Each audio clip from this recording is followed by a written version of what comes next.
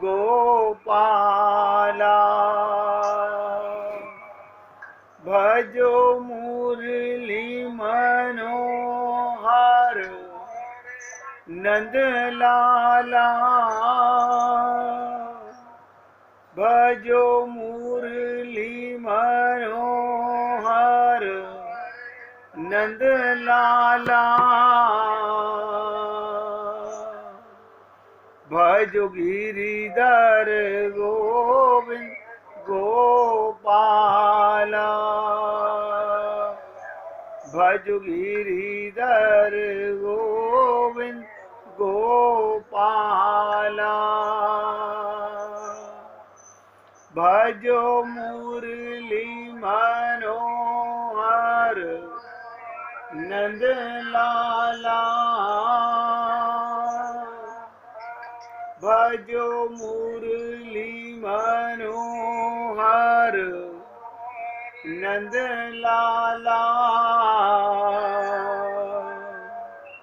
भजो गिरिधर गोविंद गोपाला भजो गिरिधर गोविंद गोपाला भजो मुरली मनोहर नंद लाला भजो मुरली मनोहर नंद लाला भजो गिरिधर गोविंद गोपाला भजो गिरिधर गोविंद गोपाला बोलिए वृंदावन बिहारी लाल की जय जय जय श्री राधे जय जय श्री राधे। सभी भक्तों से निवेदन, बहुत एकाग्रचित होकर सत्संग के प्रत्येक शब्द को पूरी ताकत लगा के समझने का, पीने का, हृदयंगम करने का प्रयत्न कीजिए। आपके साथ ये जो भाव देह की चर्चा हुई, कल मिसिस मेहरा ने पूछा, अच्छा लगा। आप सभी पुण्य आत्माओं से फिर पूछना चाहता हूँ, क्या आप भाव देह को समझ गए हैं? अगर नहीं समझे हैं तो मेरा आगे बढ़ने का कोई लाभ नहीं है। क्यों लाभ नहीं है? क्योंकि आप आगे की लीला समझ ही नहीं पाएंगे। आगे गोपी भाव की लीलाएं चलने वाली हैं। अगर आप अभी तक यही नहीं समझ सके कि भाव देह क्या होता है, तो अगर किसी के मन में कोई प्रश्न हो तो पूछ सकता है, अन्यथा मैं आगे बढ़ने का प्रयत्न करूंगा। किसी के मन में कोई प्रश्न नहीं है तो पूछिएगा। पूछिए राजकुमार जी। जहाँ तक हम समझ पाए हैं, जो भाव का मतलब है अपने कि आत्म शुद्ध आत्मज्ञान और संपूर्ण गुरुजी और भगवान को अपना मन और बुद्धि से पूरा समर्पण। मैं तो ये समझाऊं, क्या ये ठीक है? नहीं, बिल्कुल ठीक है। फिर खुलासा कर देता हूँ। ये जिसे आप शरीर कहते हो, इसमें भी भाव होता है।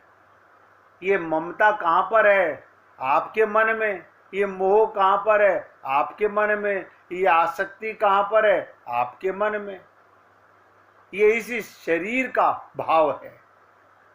बहुत ध्यान से सुनो।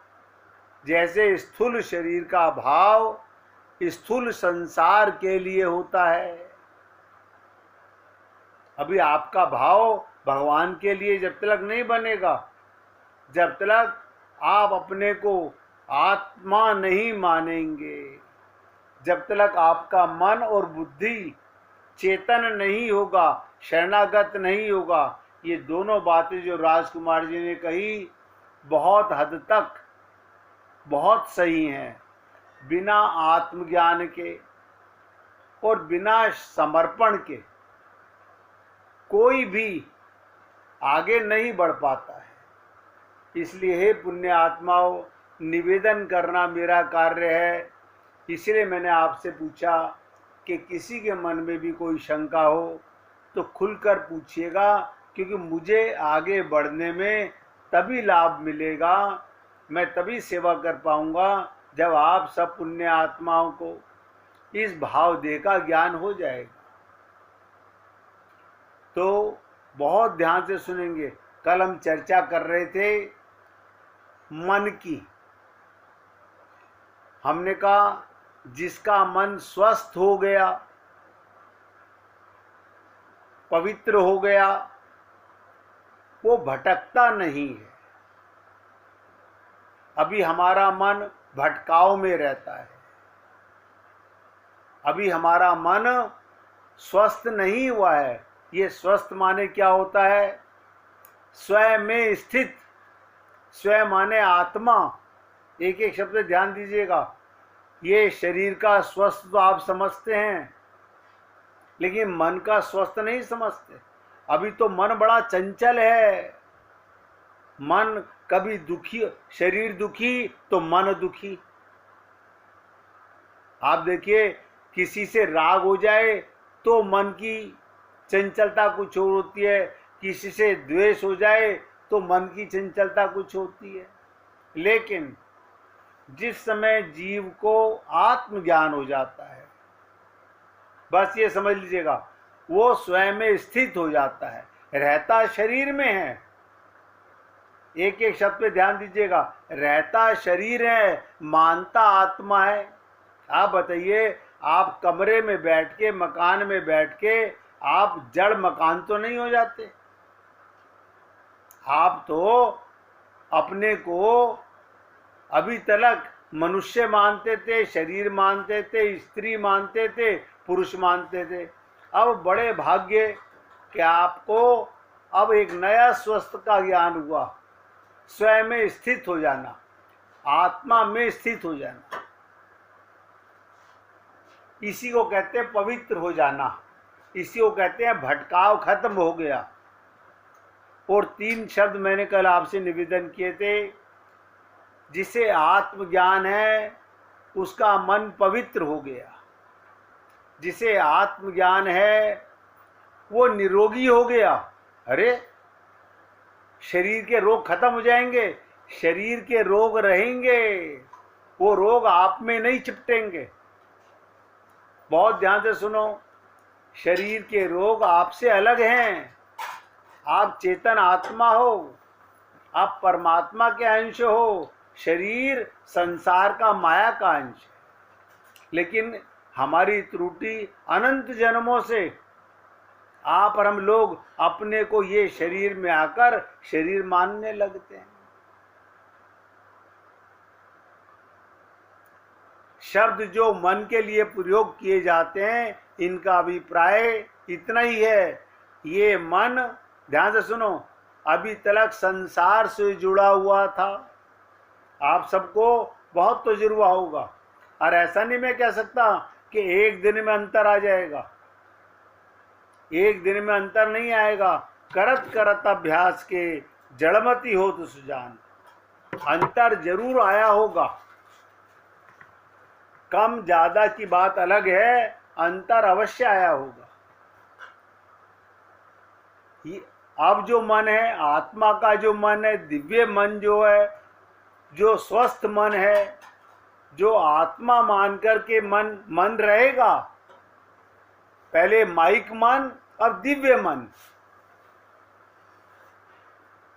ये मन परमात्मा के साथ जुड़ चुका है। आप परमात्मा के अंश थे। आपको केवल जानना है। मानना अपने आप पड़ जाएगा। देखो, हम जिस घर में हमारा जन्म हुआ शरीर का, हमने माता पिता को अपने को शरीर माना तो हमारा मन उनके साथ जुड़ गया। उनके साथ क्या समझ के जुड़ा? शरीर के माता पिता ही ये मान के जुड़ा। अभी भी जुड़ेगा। अब क्या मान के जुड़ेगा? ये मेरे आत्मा के शरीर के माता पिता हैं, इनमें भी परमात्मा है, और परमात्मा ही माता बनी है, परमात्मा ही पिता बने हैं। इतना बड़ा ज्ञान हो जाएगा। ना ये मरेंगे ना मैं मरूंगा, शरीर सबका मरेगा। मैं अपनी बुद्धि से बता रहा हूं, मुझे इस संसार में कोई दूसरा साधन दिखाई नहीं देता इस पवित्रीकरण का। इस संसार से हटाना चाहते हो, देखो पहली चीज तो ये डिसाइड करो, आप अपना कल्याण करना चाहते हो या नहीं चाहते हो। अगर आप अभी भी ये सोचोगे नहीं नहीं हम बैलेंसिंग कर लेंगे, तराजू में तोल लेंगे, फिर बता रहा हूं, शरीर से संसार की सेवा, परिवार की सेवा, सबकी सेवा करनी है। शरीर मिला ही सेवा के लिए है, और मन परमात्मा में। अब इधर परिवार वाले भी खुश, संसार वाले भी खुश, और परमात्मा भी खुश। यही गोपियों की लीला है। तो हमें क्या करना है? अब तक मन अपने आप संसार में जाता था, अब हटाने की साधना करनी है। ध्यान से सुनो, हटाने की साधना। आत्मज्ञान के बाद एकदम नहीं लगेगा परमात्मा में, इसे परमात्मा के साथ आपको लगाना होगा। अच्छा आप सोचिएगा, हमारा मन संसार में कैसे लगा? क्योंकि हमने संसार के संबंधों को, शरीर के संबंधों को अपना संबंध माना। जब ये ज्ञानता मर गई तो क्या हुआ? ये सब शरीर के संबंधी हैं, और मेरा असली संबंध परमात्मा से है। इसको ऐसे समझ लेते हैं, ये जो इस जन्म के माता पिता हैं, इस जन्म के पति पत्नी हैं, इस जन्म के बच्चे हैं, इस जन्म के रिश्तेदार हैं, ये पिछले जन्म में नहीं थे, अगले जन्म में नहीं रहेंगे। इसका मतलब ये टेम्परेरी संबंध है। और परमात्मा का और मेरा सदा का संबंध है। बस इस स्थिति तक आपको पहुंचना है। कल मैंने आपको बुले शाह के, देखिए मैंने कहा था एक अनपढ़ संत पंजाब में हुए, कितना सुंदर बोल रहे हैं, ऐथो पुटना तो ऐथो लावना। बताइए क्या करना है इसमें? यहां से हटाना, यहां पे लगाना। आप देखो कितनी चीजें आप घर के अंदर, ड्राइंग रूम के अंदर सोफा रखते हो, नहीं यहाँ जच नहीं रहा, तो ऐसा करते हैं, हटा के इधर रख के देख लेते हैं, इधर नहीं हटा के इधर रख के देख लेते हैं।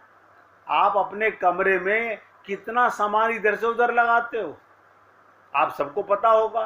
कितनी वॉल के ऊपर तस्वीरें लगाते हो, ना यहाँ नहीं जच रही है, यहाँ लगाइए, भगवान की तस्वीर हमें सदा दर्शन होती रहे, ऐसी जगह लगाइए। इसी प्रकार कुछ नहीं करना। चावल बोते हैं तो कैसे बोते हैं? आप बताइए, चावल का बीज तो बोते नहीं, चावल की जीरी लगाई जाती है, कहीं से उखाड़ी जाती है और कहीं पर बोई जाती है। ये समझने की चीजें हैं। तो मन को संसार से उखाड़िए और परमात्मा के साथ जोड़िए। अब समझ में आई बात कि जोड़ना तो है, लेकिन परमात्मा के साथ कैसे जोड़ें? यहां एक प्रश्न पैदा होता है, परमात्मा के साथ कैसे जोड़ें? इनसे तो हमने शरीर का संबंध माना, परमात्मा के साथ कैसे? जो परमात्मा के भक्त हैं, जो परमात्मा की तरफ चलना चाहते हैं, जो अपने जीवन में भगवत प्राप्ति करना चाहते हैं, उनके साथ अपना संबंध जोड़िए। उनके साथ मन का संबंध जोड़िए। और अब तक हमारे मन में सारा दिन उठा पटक शरीर की रहती थी, अब मन में सारा दिन, अब तो जीवन जा रहा है। देखिए, जितना जीवन गुजार चुके वो तो कन्फर्म है आप गुजार चुके, लेकिन हमें तो कल का भी भरोसा नहीं है, अगले सांस का भरोसा नहीं है। इसलिए इस काम में देरी मत कीजिए, देरी बिल्कुल मत कीजिए। संसार के काम रह जाएंगे तो संसार पूरा कर लेगा, लेकिन आपका कल्याण कोई नहीं कर सकता। ये बातें बहुत बार निवेदन करता हूं। आपके जाने के बाद, ये मौका छिन जाने के बाद आपके परिवार के सारे सदस्य उल्टे होके लटक जाएं, खूब जप तप करें, खूब एकादशी के व्रत करें, खूब उपवास करें, खूब दान करें, खूब भागवत कराएं, आपका कल्याण असंभव है। ये आपकी चाहना होनी चाहिए, बस इतनी सी बात है। अच्छा देखिए, इसको कोई देखेगा भी नहीं, आपका मन परमात्मा में लगा, वैसे कोई देख भी नहीं सकता, क्योंकि मन को आप ही नहीं देख सकते तो और दूसरा कोई क्या देखेगा। लेकिन आप मन के दृष्टाबंद हैं, आप जानते हैं मेरे मन में क्या क्या भरा हुआ है। आप अपने मन के अंदर जितने आपके संबंधी जो रोज आपको चिंतन में आते हैं उनके नाम नोट कर लीजिए, फिर उनको कैलकुलेट कीजिए, इनसे हटाना है और भगवान के इन भक्तों में लगाना है, बस। और अपने माता पिता, अपने परिवार और संसार के प्रत्येक जीव में परमात्मा का दर्शन होने लगेगा, होने लगेगा। करने की भी जरूरत नहीं है। जहां आपका मन बदलने लगा, आत्मज्ञान के बाद आपको जर्रे जर्रे में खुदा नजर आने लगेगा। सुनने में बहुत आसान है, जीवन भी बीत जाए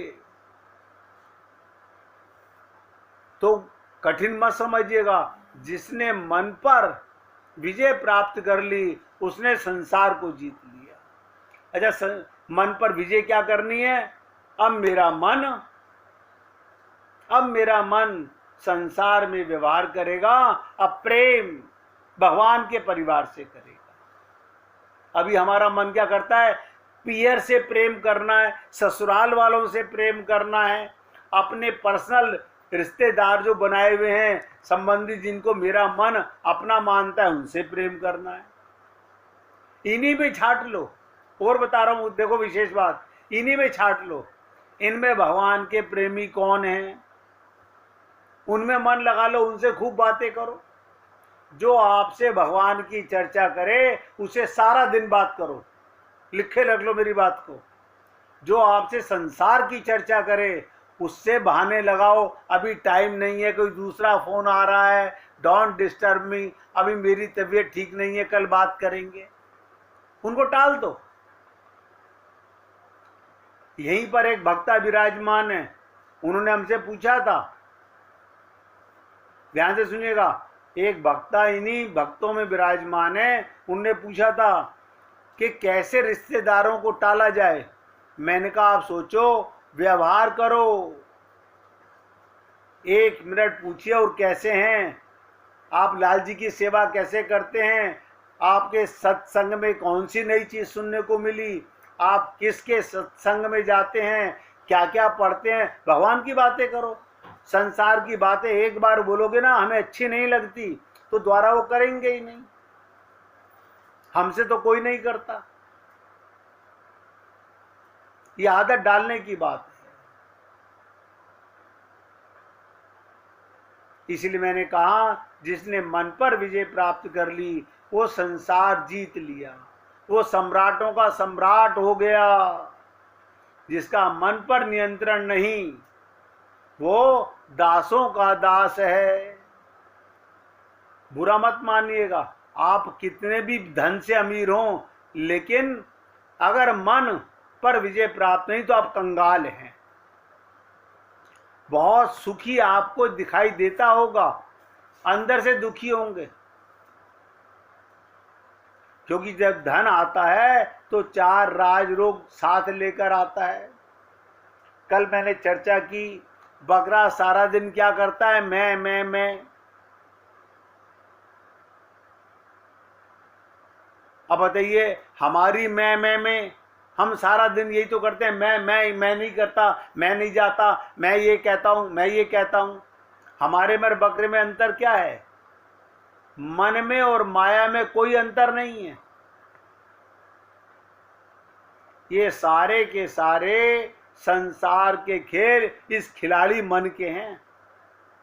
और एक बात आपको बता देता हूं, कई बार वैसे चर्चा में ये बात आई है, आपको कुछ नहीं करना भगवत प्राप्ति करने के लिए, बिगड़े हुए मन को ही सुधारना है, इसके रोग मिटाने हैं। आपको शरीर के रोग देखो कितने दुख देते हैं। हम डॉक्टरों के पास जाके 4-4, 6-6 घंटे बैठे रहते हैं। और एक डॉक्टर नहीं, आंख का अलग, कान का अलग, दांत का अलग, हार्ट का अलग, सांस का अलग, बीपी का अलग, शुगर का अलग। यानी शरीर के लिए जीवन में हम कितने, लेकिन मन के रोग किसी को पता ही नहीं है। सब रोगी हैं मन से।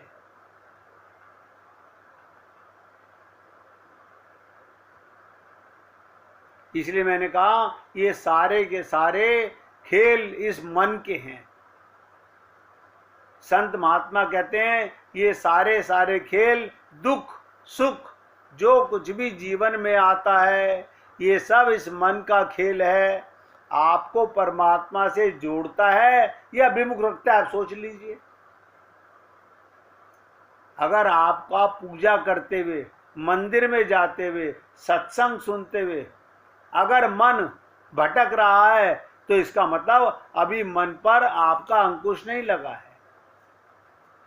आप देखिए, हम 1.25 घंटे अपने मन को एकाग्र नहीं कर पाते, बड़ा कठिन है।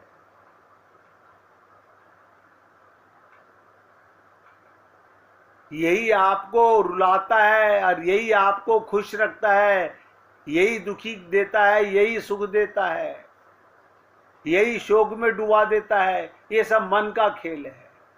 इसलिए हमें जो भी कुछ करना है भगवत प्राप्ति के लिए अपने मन के साथ करना है। अब आप बताइए, अभी नवरात्रे आएंगे, हम देवी जी की पूजा करने लगेंगे, मन के साथ कुछ नहीं करेंगे। अभी दीपावली आएगी, हम लक्ष्मी नारायण को मनाने लगेंगे।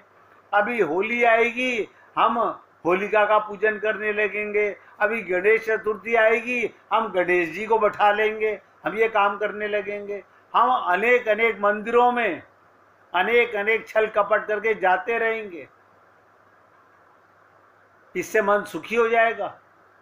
किस मूर्ख ने आपको बता दिया? कहीं भटकने की आवश्यकता नहीं। मन की तरंग मार लो, बस हो गया भजन, आदत बुरी सुधार लो, बस हो गया भजन।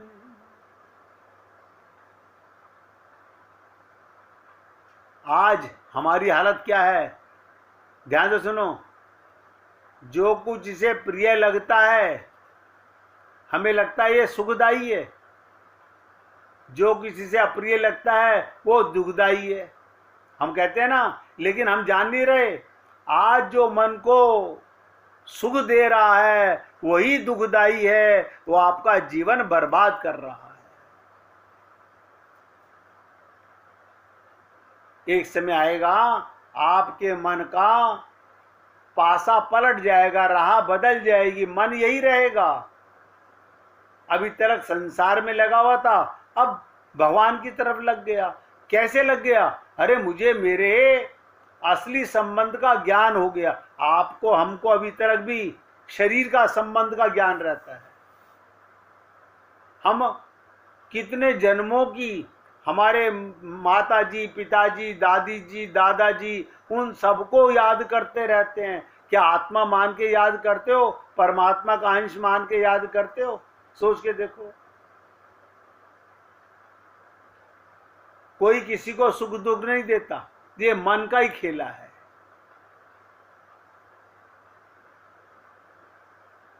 जिसे ये दुख देता है, मन दुख देता है, सुख देता है तो मन सुख देता है। आप मुझे बताइए, आपके घर में धन आ गया, 1 करोड़ रुपए आ गए, आपके हाथ को क्या खुशी मिली? आपके पैर को क्या खुशी मिली? आपके पेट को क्या खुशी मिली? आप बताइए, आपके बालों को क्या खुशी मिली? आपकी कमर को कोई खुशी मिली ना? तो किसको खुशी मिली? मन खुश हो रहा है। अभी ध्यान दीजिएगा, ये 1 करोड़ रुपया नुकसान हो जाए, आप देखो मन दुखी हो गया। मन के खुश होते ही सारा शरीर उल्लासित हो रहा है, हा हा हा। और जैसे ही 1 करोड़ रुपया चला गया, अब हमारा मन दुखी हो गया। आत्मा को ना कोई दुख होता है, ना कोई सुख होता है। इसलिए अगर जीवन में भगवत प्राप्ति करनी है तो केवल भगवान का नाम सुमिरन करना है। 1 मिनट भगवान का कीर्तन कीजिए, फिर आगे बढ़ते हैं।